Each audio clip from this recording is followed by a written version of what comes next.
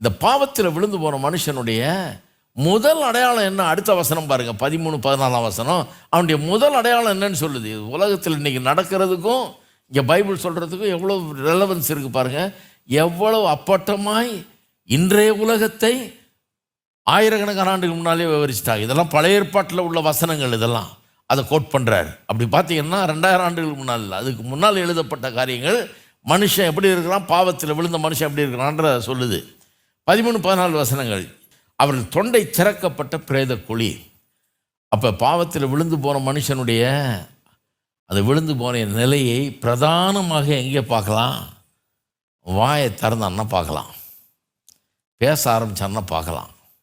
பேச்சை வச்சே சொல்லிடலாம், இவன் பாவியா கடவுளுடைய மனுஷனான்னு. கடவுளுடைய மனுஷனுடைய பேச்சு ஒரு மாதிரி இருக்கும், இந்த பாவத்தினால் நிறைஞ்சவனுடைய பேச்சு இன்னொரு மாதிரி இருக்கும். அவனுடைய தொண்டை பிரேத குழி அப்படின்னா நாற்றம் எடுக்கும்ன்ற. பேசுகிற வார்த்தைகள் நாத்தம் எடுக்கிற வார்த்தைகளாக இருக்கும், கெட்ட காரியங்களை பேசுவான். கல்லறையை திறந்தால் என்ன நாற்றம் அடிக்கும், ஓடிடுவோம் நம்ம. அப்படிப்பட்ட பிரேத குழி மாதிரி அவனுடைய தொண்டை இருக்குது. தங்கள் நாவுகளால் வஞ்சனை செய்கிறார்கள். அவளுடைய உதடுகளின் கீழே பாம்பின் விஷம் இருக்கிறது. அவள் வாய் சபிப்பினாலும் கசப்பினாலும் நிறைந்திருக்கிறது. எப்படி சொல்கிறாங்க பாருங்க, வாய் சபிப்பினாலும் கசப்பினாலும் இருக்கான், நிறைஞ்சிருக்குதான். உதடின் கீழே பாம்பின் விஷம் இருக்குது. வாய்.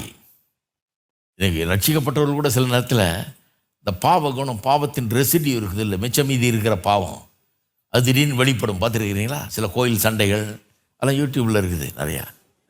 அது பார்த்தீங்கன்னா எங்கேருந்து வந்தாங்க இவங்கன்னு கொலா சண்டையெல்லாம் நான் பார்த்துருக்குறேன்.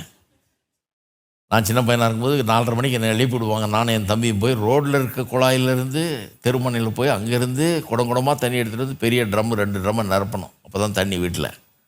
பல வருஷங்களுக்கு அதை பண்ணோம். நாங்கள் போய் தண்ணி எடுத்துகிட்டு வருவோம்.